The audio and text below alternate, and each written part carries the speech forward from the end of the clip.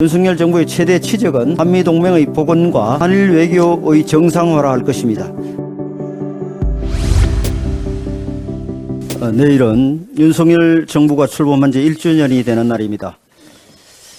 가장 험난한 내외 여건 속에서 출범했지만 새로운 미래의 주춧돌을 놓는 1년이었다고 생각합니다. 지난해 윤석열 정부 출범 당시 러시아의 우크라이나 침공에 따른 글로벌 공급망 붕괴로 우리 경제가 대위기가 찾아왔습니다. 또한 한반도 주변에서는 북핵 위기가 심각해짐으로 인해서 국가 안보 위기를 직면해 왔었고, 미중 신냉전에 따른 지정학적 위기도 깊어지고 있습니다. 이러한 국가적 위기가 오면 여야가 힘을 합쳐 공동 대응하는 것이 마땅하지만 더불어민주당은 오히려 대선 결과에 사실상 불복하며 다수 의석을 악용해 국정의 발목을 잡았습니다. 이러한 최악의 내외 여건 속에서도 윤석열 정부는 복합 위기를 극복하고 대한민국의 새로운 미래를 열기 위해 최선을 다해 왔습니다.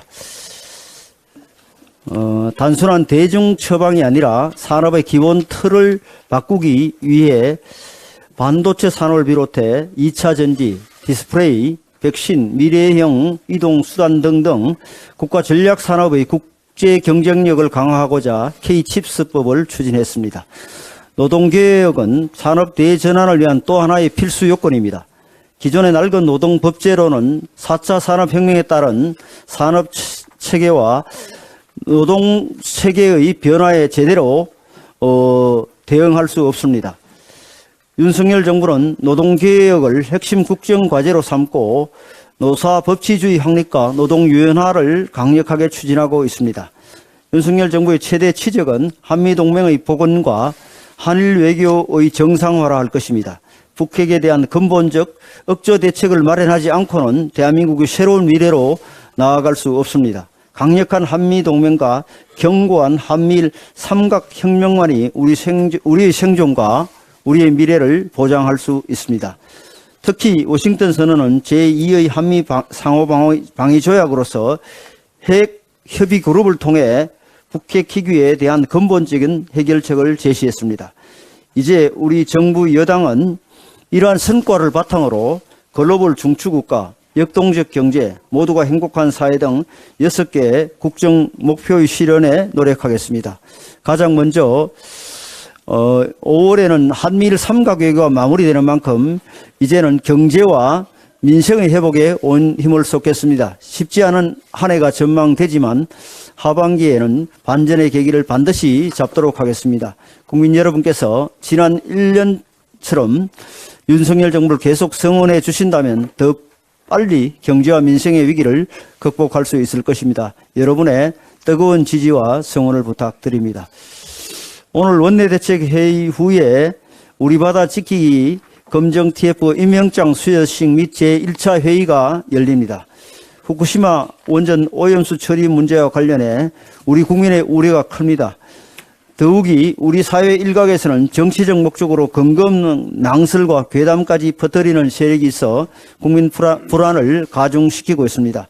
이에 우리 당은 괴담이 아니라 과학과 사실을 바탕으로 이 문제에 대처하고자 검정 TF를 발족시키기로 했고, 오늘 임명장 수여식과 함께 근본적인 본격적인 활동에 들어가게 되었습니다. 마침 지난 주말에 있었던 한일 정상회담에서 이 문제와 관련해 중요한 진전이 있었습니다. 양국 정상이 한국 전문가 현장 시찰단 파견에 합의한 것입니다. 이에 따라 우리 외교부가 5월 23일과 24일에 시찰단을 파견하기 위해 국장급 협의 일정을 잡는 등 후속 조치가 진행되고 있습니다. 그동안 일본 정부는 IAEA를 제외한 국가단위 검증은 거부해 왔지만 이번 합의로 우리나라에 대해서는 예외를 인정한 것입니다. 이에 따라 우리나라는 IAEA 검증단의 일원으로서 검증에 참여왔던 것에 더해 독자적인 검증까지 할 수 있게 되었습니다. 우리 국민의 의견을 반영할 기회가 더 커진 것입니다. 우리 검정 TF는 이러한 정부 차원의 노력과 함께 국민 눈높이에서 더욱 꼼꼼한 눈으로 이 문제를 챙기도록 하겠습니다.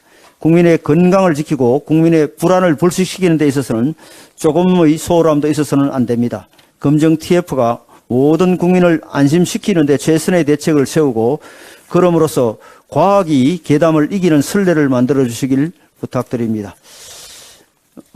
이번 기시다 총리의 방안을 통해 한일 정상의 셔틀 외교가 복원되고 한일 관계 정상화가 본 궤도에 오르게 되었습니다. 양국 정상은 양국 관계의 새로운 미래를 열기에 앞으로도 형식에 구애받지 않고 계속 긴밀하게 소통하고 협력해 나가기로 했습니다. 이번 정상회담에서 오염수 방류 문제 외에도 반도체 공급망의 구축, 첨단 산업에 대한 공동 연구, 한미일 안보 협력 강화 등 많은 생산적인 합의가 이루어졌습니다. 윤석열 대통령께서 G7 히로시마 정상회의에 참석하는 길에 양국 정상의 히로시마 평화공원에 있는 한국인 원폭 희생자 위령비를 함께 참배하기로 한 것도 의미 있는 합의입니다. 이러한 성과에도 불구하고 우리 국민들 중 과거사에 대한 일본 정부의 진정한 사죄와 반성이 없었다는 점을 아쉬워하는 분들이 있기는 합니다.